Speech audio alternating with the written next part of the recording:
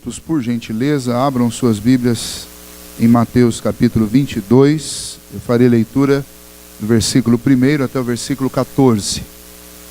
Mateus capítulo 22, de 1 a 14. Nós começamos há um bom tempo atrás o Evangelho de Mateus, e eu tenho feito algumas pausas, até por causa das ausências, e se Deus quiser até o final do ano, só faltam mais 6 capítulos, nós vamos terminar este Evangelho e concluir esse estudo que estamos fazendo no Evangelho de Mateus. Hoje então, capítulo 22, de 1 a 14.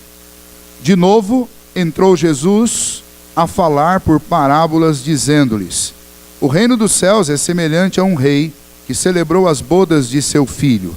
Então, enviou os seus servos a chamar os convidados para as bodas, mas estes não quiseram vir. Enviou ainda outros servos com esta ordem: dizei aos convidados: eis que já preparei o meu banquete. Os meus bois e cevados já foram abatidos e tudo está pronto. Vinde para as bodas. Eles, porém, não se importaram e se foram, uns para o seu campo, outros para o seu negócio. E outros, agarrando os servos, os maltrataram e mataram. O rei ficou irado e, enviando as suas tropas, exterminou aqueles assassinos e lhes incendiou a cidade. Então, disse aos seus servos: está pronta a festa, mas os convidados não eram dignos. E depois para as encruzilhadas dos caminhos e convidai para as bodas a quantos encontrardes. E, saindo aqueles servos pelas estradas, reuniram todos os que encontraram, maus e bons, e a sala do banquete ficou repleta de convidados. Entrando, porém, o rei para ver os que estavam à mesa, notou ali um homem que não trazia veste nupcial, e perguntou-lhe: amigo, como entraste aqui sem veste nupcial? E ele emudeceu. Então ordenou o rei aos serventes: amarrai-o de pés e mãos e lançai-o para fora, nas trevas. Ali haverá choro e ranger de dentes, porque muitos são chamados, mas poucos escolhidos. Vamos orar mais uma vez. Ó Deus bendito, ajude-nos, ó Deus, a compreender a Tua palavra neste texto que lemos e extrair as verdades, ó Deus, e aplicá-las à nossa vida. Que o Senhor tenha misericórdia de nós, para que, ó Deus, os alertas e os chamados deste texto para a nossa vida sejam considerados nessa noite por cada um de nós. É o que nós te pedimos em nome de Jesus. Amém. O Evangelho de Mateus é um evangelho escrito especialmente para os judeus. Nós falamos isso daqui já uma dezena ou mais de vezes. E estes judeus eram os religiosos da época. E embora talvez você pense: pastor, insistentemente você tem repetido isso todas as vezes que você fala do Evangelho de Mateus, e não é por acidente, não é, sem reflexão. É propositalmente, eu tenho que repetir este aspecto do contexto desse Evangelho. Porque este Evangelho foi dado depois da obra de Cristo, da sua propagação do Evangelho, da sua morte e ressurreição. Depois do início do trabalho dos apóstolos, este Evangelho foi escrito e dirigido especialmente aos judeus, que tiveram o maior de todos os privilégios em mãos, e simplesmente eles não entenderam, e eles recusaram, e eles foram violentos com quem lhes trouxe a palavra de salvação, uma mensagem de esperança, porque eles estavam cegos de entendimento, porque eles estavam embrutecidos no coração e na mente, e eles não compreenderam que Jesus era o Filho de Deus, não o receberam como Filho de Deus, e deixaram passar a maior de todas as oportunidades de suas vidas. Apesar de fazerem isso, estando diariamente na igreja, estando dominicalmente no templo, participando de todas as festas religiosas do seu tempo, e ainda assim pereceram no inferno, porque simplesmente depositaram a sua confiança no lugar errado. Apesar de estarmos num contexto bastante diferente deles, ainda hoje muitas pessoas continuam fazendo o mesmo que eles fizeram, mesmo estando dentro de uma igreja.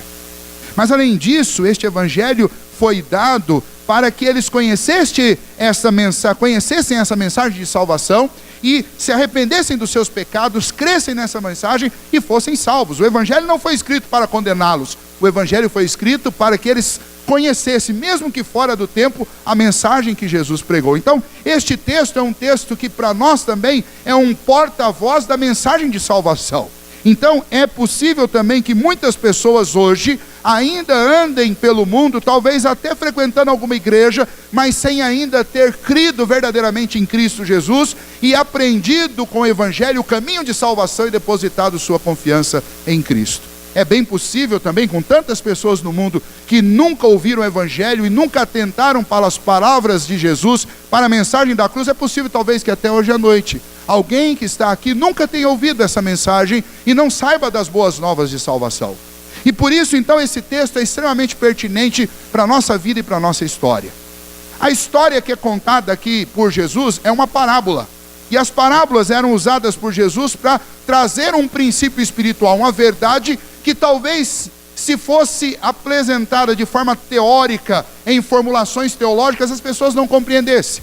Então Jesus usava uma história que era comum do cotidiano das pessoas, uma história que tinha a ver com aquilo que eles viviam na cultura deles, e Jesus usava essas histórias para ensinar o princípio espiritual. E a história aqui em questão que Jesus está contando, e os ouvintes de Jesus nessa ocasião são judeus extremamente radicais, que estão prestando atenção no que Jesus está falando, estão ouvindo o discurso de Jesus, junto com alguns discípulos que também estavam seguindo o Senhor Jesus. E a mensagem de Jesus conta a história de um rei que preparou o casamento do seu filho. Os casamentos naquela época aconteciam da seguinte maneira: com a ajuda dos pais, um acerto na escolha da noiva era feito, e então o casamento era acertado. E então os casais ou os noivos, eles ficavam enamorados durante um ano. Esse período era um período em que eles já tinham um compromisso de casamento, eles já eram considerados como noivo e noiva, como a noiva do fulano, o noivo do fulano. E isso não é como na nossa cultura, que as pessoas podem desfazer noivado. Desfazer um noivado lá era como desfazer, é um divórcio. Naquela cultura, então, esse compromisso de um ano era para que o noivo pudesse se preparar, pagar o dote da noiva, e a noiva se preparava. A festa que eles faziam no final desse período de um ano era uma festa grandiosa, que podia durar de uma semana a um mês, dependendo da condição financeira de quem oferecia. Nesse caso aqui, um rei.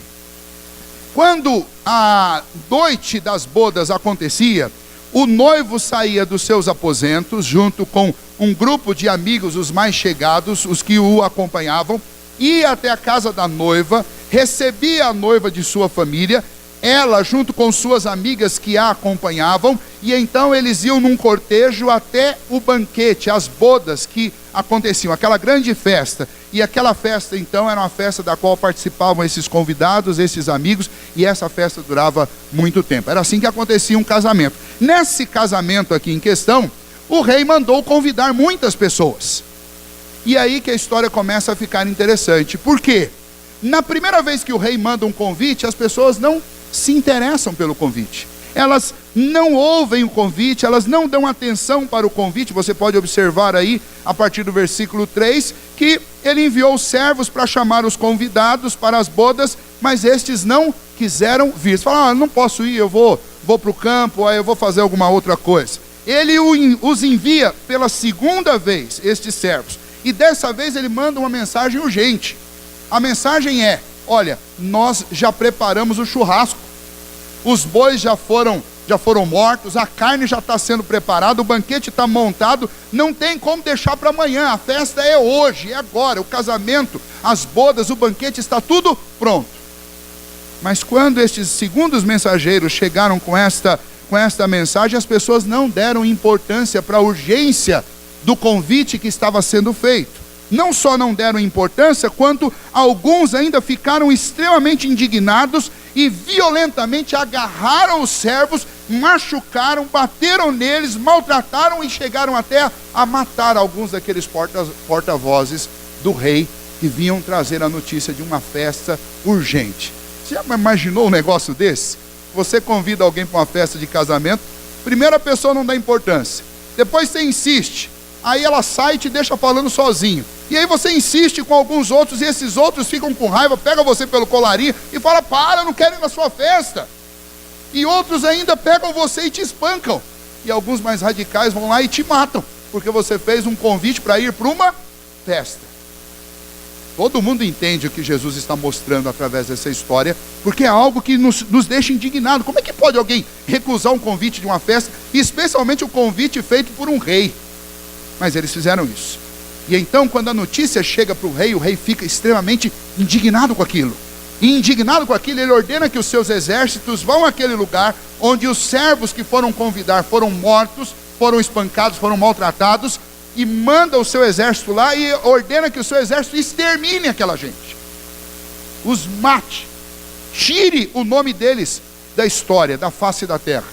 E o seu exército vai, e então ele dá aos seus servos uma terceira ordem e disse: agora vocês não vão mais na casa desses convidados, vocês não vão mais lá na cidade, mas vocês vão nas encruzilhadas das ruas. A ideia aqui, o termo que é usado aqui no grego, não é uma rua, normalmente nem um cruzamento dentro da cidade, mas é a ideia de o caminho que está na periferia, as encruzilhadas de quem está saindo da cidade. Então ele não busca mais os nobres da cidade, aqueles que moram no centro. Ele vai buscar aqueles que moram nas redondezas, aqueles que são das camadas mais pobres, aqueles que são de condição mais humilde. O rei manda chamar esse pessoal, e então os servos saem e começam nas encruzilhadas a arrumar gente, e de repente o texto diz que a sala do banquete fica lotada, repleta. Enfim, os convidados chegaram para a festa de casamento do príncipe. Neste momento o rei entra na festa. E quando o rei entra na festa, que nós esperamos que agora dê tudo certo, ele encontra um camarada lá no meio da festa, que estava vestido com uma roupa que não era a roupa de festa. Bom, pela velocidade, pela maneira como Jesus conta que este rei percebeu que tinha um lá no meio, que não usava as roupas nupciais, as roupas próprias para uma festa de casamento, o que é bem provável aqui, a maioria dos comentaristas concordam com isso, é que o rei fornecia uma capa, um manto para todos os convidados. Porque vejam só, se a festa está pronta, o convite é urgente, você está pegando gente que não foi convidada com antecedência, está pegando gente na rua, convidando na hora e trazendo para a festa, essas pessoas realmente elas não têm condição de se preparar para essa festa, e algumas delas provavelmente nem tinham essas roupas domingueiras, essas roupas bonitas para ir para uma festa de casamento. Então quem proporcionava, especialmente nesse caso é um rei que está proporcionando a festa, o próprio rei proporcionava uma veste especial para que as pessoas chegassem e entrassem na festa vestidas adequadamente para uma festa de casamento, para as bodas do filho do rei. Mas lá no meio tinha um camarada que provavelmente se recusou a pôr essa roupa, talvez porque achava que a sua roupa já era bonita o suficiente, era boa o suficiente. Nós não sabemos porque ele simplesmente não estava vestido com o manto que o rei tinha proporcionado para que as pessoas entrassem na festa do seu filho vestidas com uma bela roupa, com a roupa de casamento. E quando o rei olha, o rei lhe dá o privilégio da dúvida e diz para ele: amigo, você veio para uma festa de casamento, cadê a roupa de casamento? Por que você não está vestido com as roupas de núpcias? Por que você não está vestido adequadamente? O texto diz lá no versículo 12 que, em resposta àquilo que o rei perguntou, este homem permaneceu em silêncio. Ele não tinha o que argumentar. E aí a gente fica também sem saber o porquê, mas provavelmente ele se recusou a colocar a roupa. Mas o que acontece a partir daí nos esclarece o que ele fez. O que ele fez na realidade foi um ato de falta de educação, foi um ato agressivo, especialmente foi um ato de desobediência real, porque ele desobedeceu a alguma coisa que partia de instrução, partia do rei, e exatamente por causa disso o rei manda pegar esse homem e manda lançá-lo para o lado de fora daquela festa. E o texto usa uma expressão que nós vamos ver nesse livro, neste evangelho de Mateus, que essa expressão se repete pelo menos 5 vezes. Esse homem é lançado para o lado de fora, para as trevas, e nesse lugar o texto diz que haverá choro e ranger de dentes. E quando você ouve essa expressão choro e ranger de dentes, você pensa em que lugar? Nós só conseguimos pensar num lugar: no inferno. Ok, mas isso é uma parábola, ok? Então Jesus está usando uma história, que é uma história comum, para narrar princípios espirituais. Então, dentro da parábola, talvez trevas, lugar que tem ranger e choro, é o lado de fora da festa, onde as pessoas não têm aquela iluminação toda da festa, estão em trevas e estão arrependidas, chorando por não poder participar daquele lugar. Agora, quando a gente transforma isso em verdade espiritual, quando a gente procura uma conexão, aí sim, esse termo pranto e ranger de dentes só nos remete, obviamente, ao lugar em que a palavra de Deus diz que essas coisas ocorrerão, que nós conhecemos como inferno. Essa é a história que Jesus contou. E aí Jesus finaliza com a seguinte expressão: porque muitos são chamados, mas poucos são escolhidos. O que essa mensagem ensina, principalmente, é que o Senhor graciosamente envia um convite divino para todos nós, nesse tempo, na nossa história, na nossa vida. Mas infelizmente as respostas que o Senhor recebe dos homens nem sempre são as respostas certas. E nesta noite eu quero te fazer a seguinte pergunta: a este convite gracioso que o Senhor nos faz por meio do Evangelho, como nós temos respondido? Como nós temos nos preparado para as bodas do Cordeiro? Como é que nós estamos reagindo ao convite do Evangelho? Como nós estamos reagindo aos mensageiros do Evangelho? Nós, como pessoas que já aceitamos esse convite, como nós temos trabalhado na proclamação deste Evangelho, no convidar as outras pessoas? A gente precisa refletir sobre isso. Esse texto apresenta pelo menos 3 respostas diferentes. A primeira resposta é aquela que fica bem óbvia no começo do texto. É a resposta daqueles que rejeitaram o convite. Eles foram convidados para participar de um banquete real, mas eles negaram. Obviamente Jesus está falando isso para que aqueles judeus fizessem uma conexão exatamente com o que eles estavam fazendo em relação ao que Jesus estava anunciando. Jesus estava proclamando salvação, Jesus estava proclamando para eles redenção, Jesus estava chamando-os ao arrependimento, Jesus estava chamando-os à casa do Pai, Jesus estava chamando-os a uma relação íntima com Deus por meio de Cristo Jesus. E o que esses judeus faziam naqueles dias? Eles rejeitavam Jesus. Eles tinham raiva de Jesus, eles rilhavam os dentes em relação a Jesus, eles se revoltaram contra Jesus, eles tramaram maleficamente a morte do Senhor Jesus.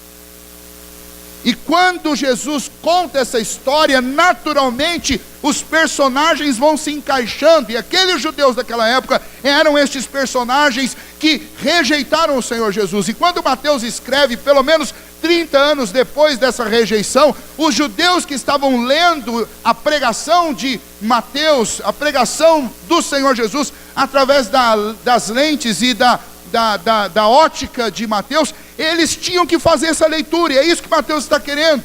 Os pais de vocês, aqueles que viveram antes de vocês, aqueles que conviveram com Jesus, eles cometeram um erro gravíssimo. Eles receberam um convite gracioso do Senhor, por meio de seu Filho Jesus, para as bodas do Cordeiro, para participar da festa real, e eles simplesmente não se interessaram. Alguns não se interessaram, e outros que se interessaram em ouvir, ficaram com raiva e violentamente agrediram. Quem eles agrediram? Eles agrediram o mensageiro que era também o Filho de Deus. E é isso que Mateus está dizendo. Os irmãos de vocês mataram o Senhor Jesus. Ele veio trazer um convite de salvação, e ele foi morto por vocês. E não só ele, mas os mensageiros que vieram depois dele. E você pode pegar aquilo que o livro de Atos nos registra sobre a vida dos apóstolos. Os apóstolos anunciaram a mesma mensagem de salvação, e o que o povo fez? As autoridades judaicas se levantaram contra eles. Você pode ver, por exemplo, a história de Estevão. A Bíblia descreve Estevão como um dos primeiros 7 diáconos que foram eleitos. E ao falar alguma coisa a respeito das características de Estevão, a Bíblia diz que que Estevão era um homem cheio do Espírito Santo de Deus. E Estevão falava e as pessoas eram convertidas a Cristo Jesus. Ele orava e as pessoas eram curadas. E por causa disso o Sinédrio se revoltou contra Estevão.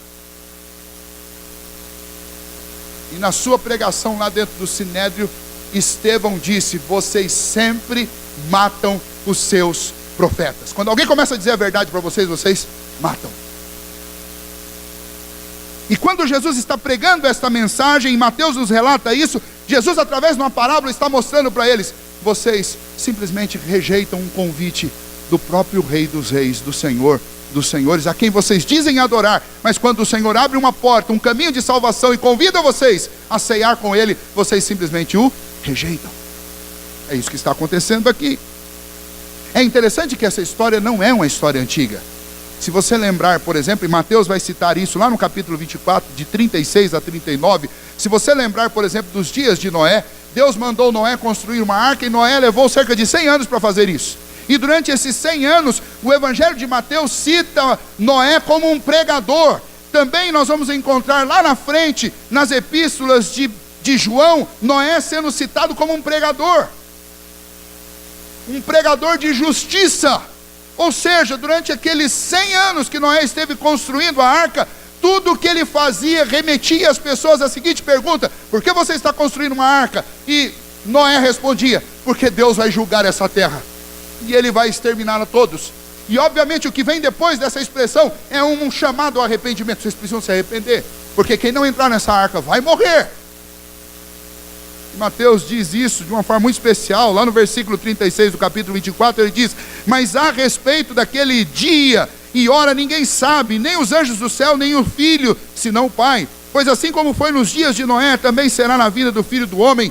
Porquanto assim como nos dias anteriores ao dilúvio, comiam, bebiam, casavam-se e davam-se em casamento até o dia em que Noé entrou na arca, e não o perceberam, senão quando veio o dilúvio e os levou a todos. Assim será também na vida do Filho do Homem. Enquanto Jesus estava andando pelas ruas empoeiradas da Palestina, enquanto Jesus estava curando, enquanto Jesus estava pregando, muita gente comia, muita gente bebia e muita gente ignorava o Senhor Jesus. E por causa disso, toda essa gente morreu sem salvação e foi para o inferno. Porque ignoraram a Cristo. Porque ouviram a mensagem e não deram importância. E então nessa parábola Jesus está denunciando que existe muita gente que recebe um convite real, mas simplesmente rejeita esse convite. E infelizmente todas essas pessoas, sem exceção, todas elas serão condenadas. Porque elas ficaram fora da festa e das bodas do Cordeiro.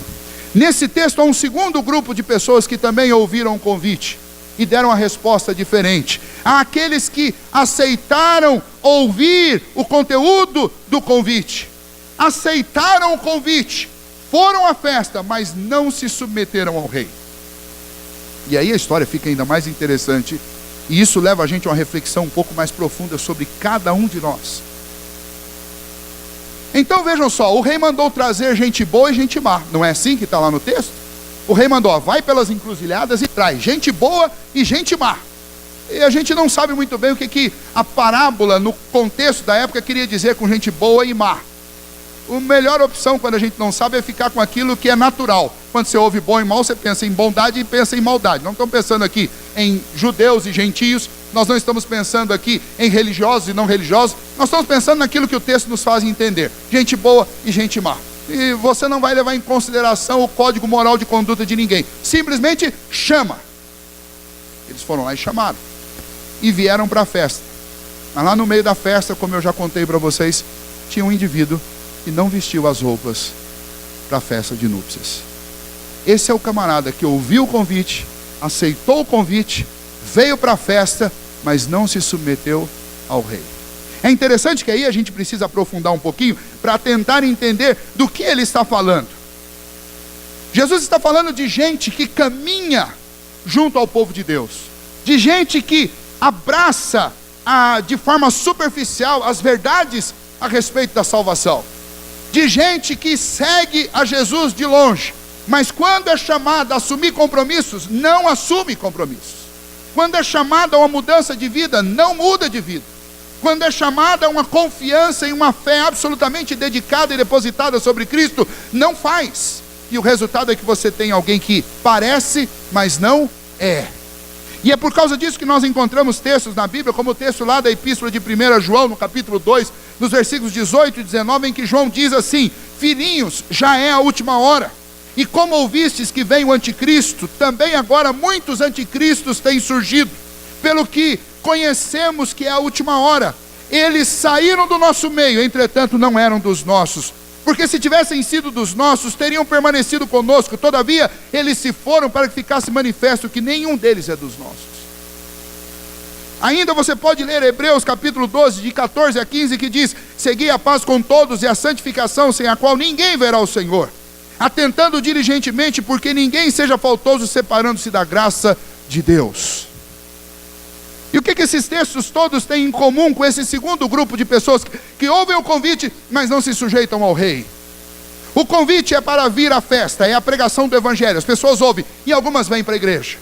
Mas com o passar do tempo dentro da igreja, elas não se submetem ao rei, elas não vestem a roupa do rei. E o que é esse manto nupcial aí nesse texto? Obviamente esse texto nos aponta para muitos outros textos na Bíblia, onde a roupa do cristão, ela é referência à justiça. Desde o início da Bíblia, o problema do homem sem Deus qual que é? É que quando o homem percebeu quando o homem desobedeceu a Deus a primeira vez, e ele percebeu que ele estava nu, a grande preocupação dele foi esconder a sua vergonha, a sua nudez. Ele tentou fazer isso com folhas de figo, folhas de figueira, e não deu certo. Então, quando Deus tem um encontro com eles no jardim, o Senhor tem que sacrificar um animal, para usar a pele do animal e fabricar roupas que fossem suficientemente boas para tapar as vergonhas dos homens. Ali em Gênesis capítulo 3, nós já temos um apontamento do que o Senhor vai ter que fazer para nos cobrir das nossas injustiças. A partir daí nós começamos a ouvir sobre o Cordeiro de Deus que tira o pecado do mundo e que nos empresta a sua justiça, e essa justiça nos cobre no meio das nossas injustiças e vergonhas. E então, obviamente que nessa parábola, quando este rei faz com que todos os seus convivas sejam vestidos com uma roupa nupcial, esse rei providencia isso. Significa o seguinte: o rei trouxe pessoas indistintamente boas e más, e sobre todas essas pessoas, não importa se elas se achavam boas ou se elas achavam más, todas elas precisavam ser cobertas com o manto do rei. Assim também o evangelho do Senhor Jesus chama pessoas de todos os lugares, indistintamente, pessoas que aos olhos dos homens podem ser boas e pessoas que aos olhos dos homens podem ser más, e todas essas pessoas indistintamente precisam ser cobertas com o manto da justiça de Cristo. Nós chamamos isso de justificação pela fé. A salvação não se baseia nos nossos méritos pessoais, mas se baseia naquilo que Deus nos oferece por meio de Cristo Jesus. Ele é a nossa justiça. E então você vai encontrar na Bíblia dezenas de textos que vão apontar para isso, e eu quero apenas, para fixar esse ponto, eu quero ler alguns deles para vocês. Se você voltar no Antigo Testamento, no Salmo 132, versículo 9, a palavra de Deus diz assim: vistam-se de justiça os teus sacerdotes e exultem os teus fiéis. Se você for para o livro do profeta Isaías, capítulo 11, versículo 5, diz: a justiça será o cinto dos seus lombos e a fidelidade o cinto dos seus rins. O mesmo profeta Isaías, no capítulo 61, versículo 10, diz: regozijar-me-ei muito no Senhor, a minha alma se alegra no meu Deus, porque me cobriu de vestes de salvação e me envolveu com um manto de justiça, como noivo que se adorna de turbante, como noiva que se enfeita com as suas joias. Isso é Antigo Testamento. Nós podemos dar um salto para o Novo Testamento, e você pode ler em Romanos 13, versículo 14: mas revesti-vos do Senhor Jesus Cristo, e nada disponhais para a carne no tocante às suas concupiscências. Você pode ir para Gálatas, capítulo 3, versículo 27, onde diz: porque todos quanto fostes batizados em Cristo, de Cristo vos revestistes. Ou ainda em Efésios, capítulo 4, versículo 24: e vos revistais do novo homem, criado segundo Deus, em justiça e retidão, procedentes da verdade. Você pode ir ainda para Colossenses capítulo 3, a partir do versículo 8. Agora, porém, despojai-vos igualmente de tudo isso: ira, indignação, maldade, maledicência, linguagem obscena do vosso falar. Não mintais uns aos outros, uma vez que vos despistes do velho homem com os seus feitos, e vos revestistes do novo homem que se refaz para o pleno conhecimento, segundo a imagem daquele que o criou.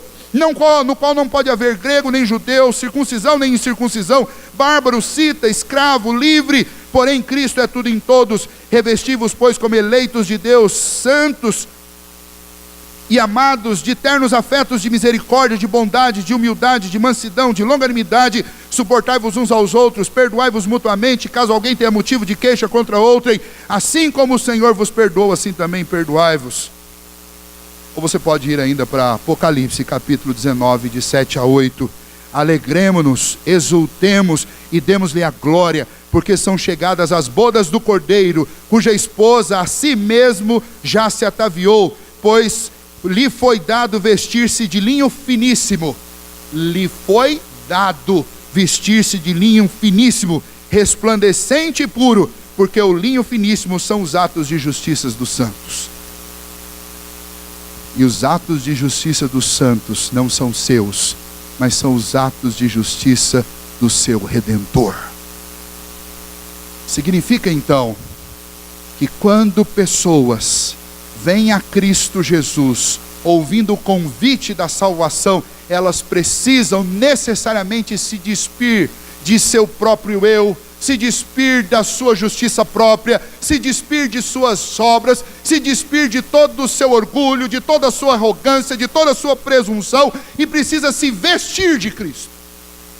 E esse vestir de Cristo consiste tanto em receber pela fé a justiça de Cristo, quanto exercitar também pela fé e pela capacitação do Espírito Santo uma vida santa, uma vida de autonegação, uma vida de busca por purificação, uma vida de luta e guerra contra o pecado, uma vida de oração, uma vida de busca por comunhão com Deus, uma vida que luta e tenta com todos os esforços dar testemunho de Cristo, porque no final das contas nós temos que nos revestir de Cristo, não apenas da justiça dele que nos salva, mas de todas as características que apontam para ele, para que a gente possa dar testemunho dele. E esse segundo grupo de pessoas são aquelas pessoas que querem o evangelho da salvação para poder participar das bodas do Cordeiro, mas elas não querem se comportar como o Cordeiro. Elas querem participar das bodas do Rei, mas elas não querem vestir a roupa do Rei. Elas querem apenas aproveitar do vosso reino, mas elas não querem se submeter ao Rei do reino. Elas não se vestem de Jesus. Em relação a essas pessoas, o fim delas é o mesmo daqueles que não ouviram, é o mesmo daqueles que maltrataram quem chamou. Em relação a essas pessoas, a condenação é a mesma. Então o rei manda separar esse homem e manda colocá-lo para o lado de fora, porque ele não se vestiu. Esse segundo grupo de pessoas são o grupo dos religiosos que buscam salvação e buscam comunhão com Deus por méritos próprios. Sabe qual é o fim desses homens? O fim deles é o lugar das trevas, onde há pranto e ranger de dentes. E é interessante que Jesus nos alerta enfaticamente a respeito desse assunto. Você vai encontrar Jesus citando essa mesma expressão de gente sendo lançada nas trevas, lugar onde há pranto, choro e ranger de dentes. Você vai encontrar isso em Mateus capítulo 8, versículo 12. Você vai encontrar isso em Mateus capítulo 13, versículo 42. Você vai encontrar isso no capítulo 13, versículo 50. Você vai encontrar aqui no capítulo 22, versículo 13. Você vai encontrar no capítulo 24, versículo 51. Você vai encontrar no capítulo 25, versículo 30. E você vai encontrar lá em Lucas capítulo 13, 28. E você acha que isso é por um acaso? E tem gente que ainda não acredita no inferno, quando o próprio Senhor Jesus diz que vai lançar no inferno aqueles que não depositarem sua confiança exclusivamente nele. Então, irmãos, nós temos que tomar cuidado. Onde está alicerçada a sua fé? Onde nós estamos alicerçando a nossa fé? No nosso compromisso preguiçoso de aparecer na igreja uma vez por semana? É nisso que você alicerça a sua fé? No sobrenome da sua família, que faz parte da história da fundação da Igreja Central de Itapeva? É assim? Você está perdido.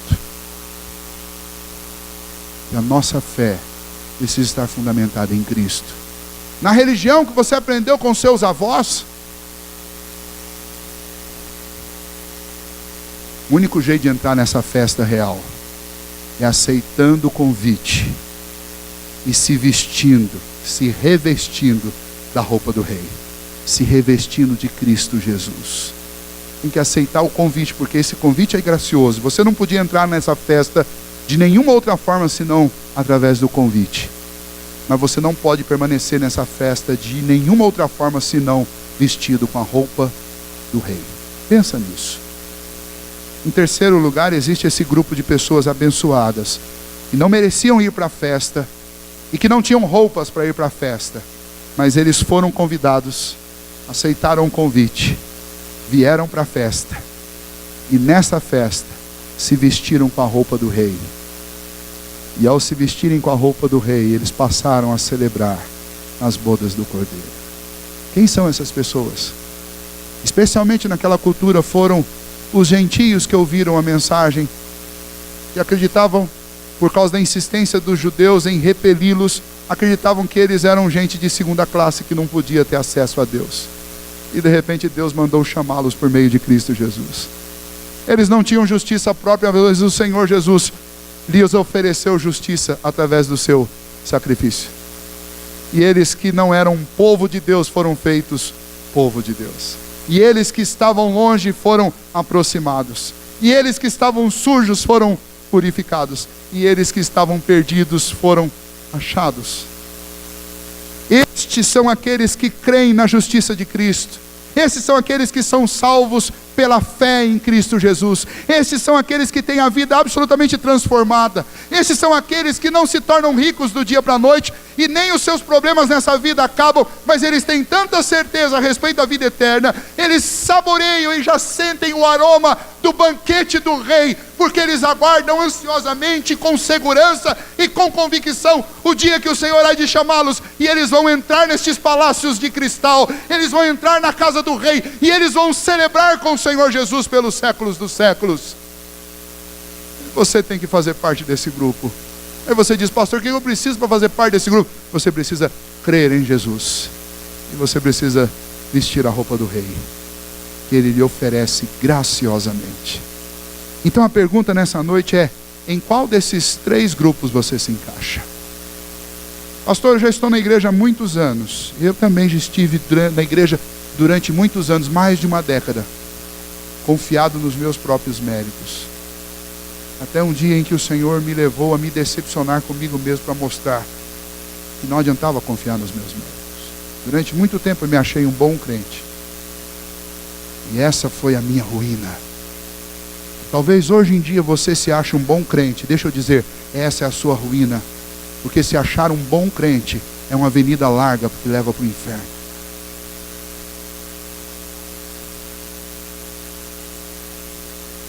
O Senhor Jesus mostra que quando a gente faz tudo que nos é pedido, nós não passamos de servos. A palavra de Deus diz que Deus, olhando do céu para a terra, não viu nenhum justo sequer. Nessa época que Deus fez isso, existiam sacerdotes, existia sumo sacerdote, existia rei, existia uma nação que era chamada de povo de Deus. E Deus olhou do céu para a terra e não viu nenhum justo sequer. Você acha que nós somos diferentes daquela geração que Deus viu?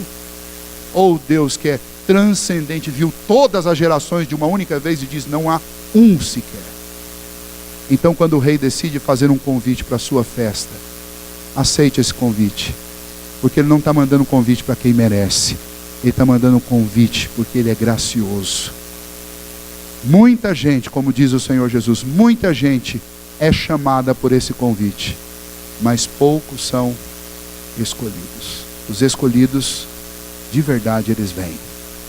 Os que são chamados, eles recusam, eles são violentos, e às vezes eles até vêm tirar umas férias do banquete do rei, mas não se vestem com a roupa do rei, e logo são colocados para fora. Nessa noite, não saia daqui sem responder essa pergunta com a terceira resposta. Você tem que ser parte deste grupo que ouve e que se veste das vestes do Cordeiro do Senhor. Nós vamos celebrar a ceia do Senhor agora. E esta mesa é a mesa não das pessoas que merecem fazer parte das bodas do Cordeiro, ou que merecem tomar parte na mesa do rei. Esta mesa é a mesa daqueles que reconhecem que nunca puderam, mas que foram graciosamente chamados por Cristo Jesus. Nós não temos méritos para tomar deste pão e para beber deste cálice, mas escondidos atrás da cruz de Cristo e confiados nos méritos de Jesus, nós comemos deste pão e bebemos deste cálice para fortalecimento da nossa fé. Então, se você ainda tem dúvidas a respeito disso, eu sugiro que você ore nesse momento. O inferno é real. poucas vezes a gente para considerar a realidade do inferno. Mas infelizmente, muitas pessoas, acreditando que vão para o céu, vão descobrir a realidade do inferno de forma terrível. Porque o próprio Senhor Jesus diz lá no capítulo 24, naquele dia, muitos vão dizer que pertenciam, que eram, que fizeram. E a resposta do Senhor é: apartai-vos de mim, porque eu não vos conheço. Então pense bem quem é você. Pense bem. Muitas vezes Jesus entrou dentro de sinagogas, ou seja, Jesus entrou dentro das igrejas mais conservadoras da época para pregar o evangelho e para chamar pessoas ao arrependimento. Então não pense que o que nós estamos fazendo aqui nessa noite é um absurdo, porque até dentro da igreja tem gente que ainda precisa se converter a Cristo Jesus e aceitar o convite da graça e da salvação. Aceite esse convite em nome de Jesus. Feche os olhos, nós vamos orar mais uma vez. Ó Deus bendito, obrigado pela tua palavra, ó Deus, que nos alerta para o fato de que podemos, ó Deus, às vezes vir participar da festa do Senhor, mas nem sempre, ó Pai, estamos vestidos adequadamente. Estamos vestidos de Cristo, revestidos de Cristo Jesus. E então, ó Deus, nessa noite, quando esta parábola que trouxe um alerta severíssimo para aqueles irmãos judeus, essa palavra nos traz um alerta hoje, para que a gente avalie nossa vida, para que a gente confronte o nosso coração, e para que a gente realmente, ó Deus, entenda que este convite é gracioso, e nós não podemos negá-lo, mas nós precisamos, além de aceitá-lo, nós precisamos nos revestir e buscar sermos revestidos com a presença de Cristo em nossa vida. Ó Deus, abençoe cada um desses meus irmãos que está aqui, abençoe cada um de nós, abençoe-nos como igreja, para que sejamos realmente este povo, ó Deus, chamado pela graça e revestido com a justiça de Cristo, revestido com o próprio Cristo, que luta, ó Deus, neste mundo como peregrinos, de forma beligerante, ó Deus, para sermos cada vez mais parecidos com Cristo e darmos um testemunho a respeito dele neste século, no meio dessa geração corrompida, no meio desses dias maus. Nós precisamos, ó Deus, da ação do Senhor em nossa vida, essa ação transformadora, essa ação revestidora de poder, para que nós sejamos realmente, ó Deus, os autênticos e verdadeiros convidados que participam das bodas do Cordeiro, vestidos com as roupas do Rei.